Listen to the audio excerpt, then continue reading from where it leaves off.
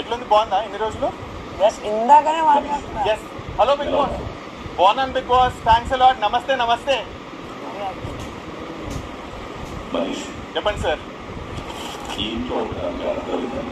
Okay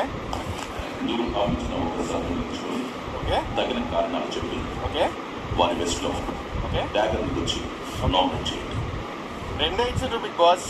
ఒక 4-5 ఉంటే పసా వేస్తుండే ఇంకొకళ్ళు కూడా. ఏంది అసలు? ఏం గేమ్ నడుపుతుండ్రు? ఏం చేస్తుండ్రు అసలుకి? సింపుల్. ప్రస్తుతానికి మీరు నామినేట్ చేస్తున్నారు. సరే సరే, ఒకళ్ళే నామినేట్ చేస్తా కానీ. సరే, నామినేట్ చేస్తాను సీదా. ఎవరిని చెయ్యాలి? ఎవరిని చెయ్యాలి? ఎవరిని చేయాలి? మీరెందుకు నామినేటెడ్? అరే అవునవును. అచ్చా అచ్చా అచ్చా అచ్చా అచ్చా అర్థమైంది. షీల్ యూజ్ చేస్తాను. Got it. ఫైనలీ లాస్ట్ వీకే యూజ్ చేస్తారు అనుకున్నాను. బట్ చూస్తున్నాను 24/7 చూస్తున్నాను. నేను అందరూ 1 hour చూస్తున్నాను, 24/7 చూస్తున్నాను. పట్టిస్తున్నాను కానీ నీకు పొడవాలని ఉంది. అయింది. లేదు గట్టి బాగుంది. లేదు ఒకటి ఉందిగా మళ్ళీ.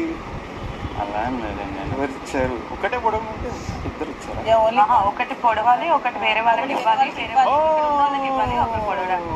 పొడిచేది ఒకటి ఇచ్చారు. అప్పుడు రీతు ఏమంది? మనీష్ టూ అవునా? తెలుసా ముందు? ఎస్, నేను అదే చెప్తాను. ఆ రోజు చాలా సపోర్ట్ చేసింది అది ఇది అని. ఆ నామినేషన్ పాయింట్ వచ్చి 3 ఉంటే వేస్తుండే. ఇది కొంచెం గ్రో కానీ కొంచెం తెలుస్తుందని వేస్తుండే. బట్ నా పాయింట్ వచ్చేసి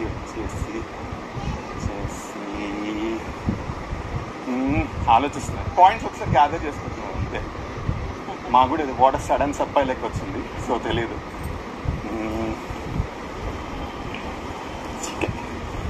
నేను వెళ్ళి